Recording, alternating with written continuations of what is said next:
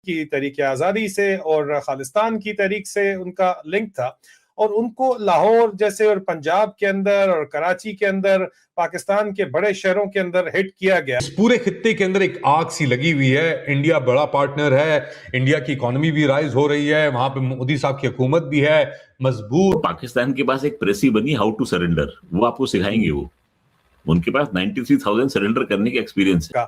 और उसके भी इल्जामात बराह रास्त जेलम के करीब वो हमला था, जहां रिकॉर्ड के ऊपर तो हाफिज सईद साहब को कोर्ट लखपत जेल में होना चाहिए, लेकिन पूरा पाकिस्तान जानता है कि वो आसिम मुनीर और उनकी टीम फंस गए थे हिंदुस्तान के हाथों। उनको लग रहा था कि हमें शिकस्त हो गई है, अब हमारे पास कोई ऑप्शन नहीं रही मासवा इसके कि हम न्यूक्लियर हथियार इस्तेमाल करें हिंदुस्तान के खिलाफ।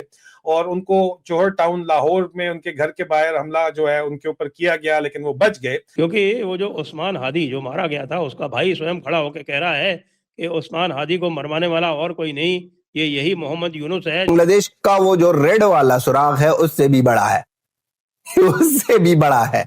हिंदुस्तान ने इस तरह काम किया आप लोगों के साथ, अंदर घुस के आप लोगों के हर एक जगह को ना सुराख ही सुराख किया था, बनियान बनियान चड्डी चड्डी सब कुछ मिक्स किया था आप लोगों का। के अंदर मोस्ट वांटेड थे, वो एक एक करके कैसे जो है वो उनको टारगेट होते गए। जो कि ये चाहता है कि किसी तरह से यहाँ पर केओस हो जाए और इलेक्शंस टल जाए। में होने वाले उन वाकयात से मुतल्लिक है जहां पे इंडियन इंटेलिजेंस ने मुबैना तौर के ऊपर रा ने जो है RNAW ने पाकिस्तान की ISI को न सिर्फ एम्बेरस किया बल्कि उनके तमाम तरह प्रोटोकॉल्स को बाईपास किया। नमस्कार दोस्तों, पाकिस्तान में बांग्लादेश में अननोन गनमैन का कहर कई बार दिखाई देता है। कुछ समझ में नहीं आता कि कौन है, कौन करवा रहा है।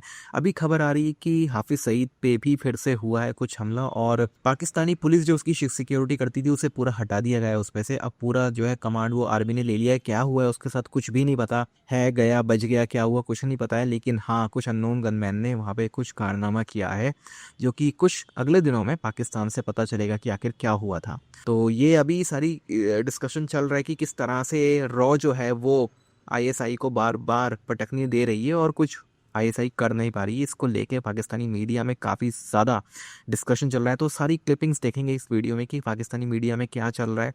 आप क्या सोचते हैं कमेंट बॉक्स में ज़रूर लिखिएगा। वीडियो अच्छा लगे तो लाइक करें, शेयर करें, चैनल को सब्सक्राइब करना ना भूलें और बेल का आइकन प्रेस करें लेटेस्ट नोटिफिकेशन के लिए। आइए आगे बढ़ते हैं इस वीडियो में होने वाले उन वाकयात से मुतल्लिक है जहां पे इंडियन इंटेलिजेंस ने मुबैना तौर के ऊपर रा ने जो है RNAW ने पाकिस्तान की ISI को न सिर्फ एम्बेरस किया बल्कि उनके तमाम तरह प्रोटोकॉल्स को बाईपास किया, और उनको जो है वो उन्हीं के अंदर घुस के उनके असासों को, मुबैना असासों को हिट किया गया। उसके ऊपर ये कहानी जो है वो मैं आपके सामने लाना चाहता हूं।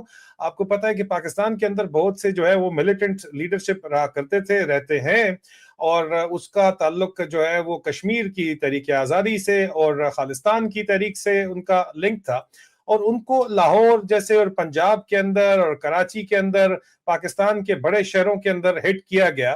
टारगेटेड उनकी जो है वो किलिंग्स भी की गई, और उसका इल्जाम भारतीय इंटेलिजेंस के ऊपर खुलेआम लगाया गया। पाकिस्तान के अंदर जो चर्चा थी वो ये थी कि ये किस तरह मुमकिन है कि पाकिस्तान की फौज की प्रॉक्सी के तौर के ऊपर जिन लोगों को इस्तेमाल करती है अपना असासा समझती थी। उस वक्त से पहले जब जनरल मुशर्रफ ने यू टर्न लिया और तमाम मामलात को जो है वो कश्मीर के अंदर कैप कर दिया, जिसको अब बेचने की कोशिश की जा रही है कि नहीं जी ये तो आसिम मुनीर को पता ही नहीं था, वो बीबा बच्चा है, वो दूध पीता बच्चा था, उसको पता ही नहीं था, DGMI था, उसको अच्छे तरीके से पता था कि क्या मामला चल रहे हैं, और आज दिन तक उसको पता है कि क्या मामला का। और उसके भी इल्जामात बराह रास्त जेलम के करीब वो हमला था, जहां रिकॉर्ड के ऊपर तो हाफिज सईद साहब को कोर्ट लखपत जेल में होना चाहिए, लेकिन पूरा पाकिस्तान जानता है कि वो कोर्ट लखपत जेल में नहीं है, वो अपने घर के अंदर रह रहे थे, और उनको जोहर टाउन लाहौर में उनके घर के बाहर हमला जो है उनके ऊपर किया गया, लेकिन वो बच गए। लेकिन सवाल बड़ा सीधा सा है यहाँ पे इस वीलॉग के अंदर कि पाकिस्तान के अंदर, पाकिस्तान की जमीन पर वो लोग जो इंडिया के लिए मोस्ट वांटेड थे, इंडिया के अंदर मोस्ट वांटेड थे, वो एक एक करके कैसे जो है वो उनको टारगेट होते गए। ये बात बड़ी इंपॉर्टेंट है। और मैं एक मूवी देख रहा था जिसके ऊपर मैंने इंग्लिश के अंदर तो रिव्यू किया, लेकिन लोगों ने कहा जी आप उर्दू के अंदर भी करें, रिव्यू क्यों नहीं करते। तो मैं और सबीन मूवी देखने गए थे, बड़ा कंटेंशियस टॉपिक है, वॉर ऑफ नैरेटिव है धुरंधर मूवी की, वो मैं अलग उसके ऊपर बात करूंगा। लेकिन उसमें जो मुझे आखिर में हंसी आई उस बात के ऊपर आई, जो वो कहते हैं कि ये नया इंडिया है, अब हम घुस के मारेंगे, ये जो काम करेंगे, ये वो कॉन्सेप्ट है जो 2022 और 24 के दरमियान ये जो काम किया गया, जो मैं यहाँ पे कवर कर रहा हूं, जिस तरह एक सीरीज मैंने आपको बताया है कि वो सच जो अनकंफर्टेबल पाकिस्तान की एस्टैब्लिशमेंट के लिए इसलिए है क्योंकि वो पावर के ऊपर अपनी जो ग्रिप मेंटेन रखना चाहते हैं, जो कि एक अनकॉन्स्टिट्यूशनल ग्रिप है, जो कि गैर आईनी गैर कानूनी ग्रिप है, उसको चैलेंज करता है ये नैरेटिव। तो इसलिए ये बात करना बहुत ज्यादा जरूरी है। और सबसे बड़ी बात यह है कि ISI जैसी एजेंसी को आउटस्मार्ट करना इतना आसान कैसे साबित हुआ हिंदुस्तान के लिए।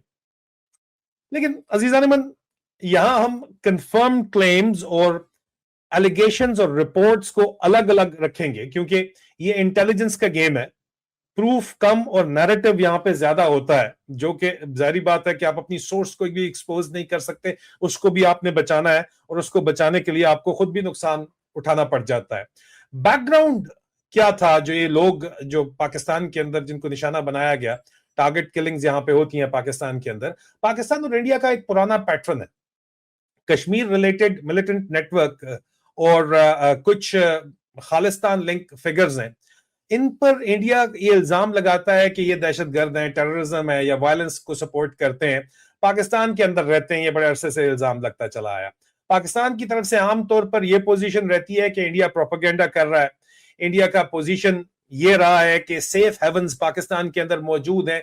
जो हालिया 5 दिन की जंग थी, इसीलिए मुरीद के अंदर हाफिज जो मौलाना मसूद अजहर है, जिसको हिंदुस्तान का एक जंगी तैयारा हाईजैक करके छुड़वाया गया था, काबुल के अंदर उसको ले जाया गया था और वहां से छुड़वाया गया था, कंदाहार के अंदर, सॉरी, वहां से उनको छुड़वाया गया था, उनको भी अटैक किया जाता है। अब यहाँ ट्विस्ट ये आता है कि 2022 और 2024 के आसपास पाकिस्तान के ऑफिशियल्स और मीडिया ये नैरेटिव, ये बयानियां बहुत तेजी के साथ पेश करते हैं कि कुछ टारगेटेड किलिंग्स पाकिस्तान के अंदर हॉस्टाइल इंटेलिजेंस एजेंसीज कर रही हैं। जाहिर बात है इशारा इंडिया की तरफ होता है, रॉ की तरफ होता है और उससे लिंक की तरफ होता है।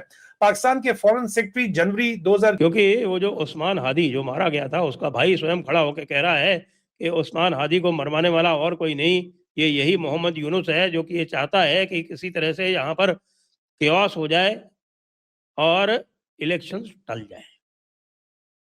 ये अब जो छात्र संगठन है वहाँ के, यहीं वही जो जुलाई विप्लव, तो वो जो विप्लव वाले जो छात्र संगठन है, वो अब ये कह रहे हैं कि भाग यूनुस भाग, कह रहे हैं कि यूनुस अब यहाँ से भागेगा अगर इसने वो जो फैसल करीम यूसुफ या जो ये है, जो फैसल जो कि उसका हत्यारा है उस्मान हादी का, उसका ये भाई कह रहा है।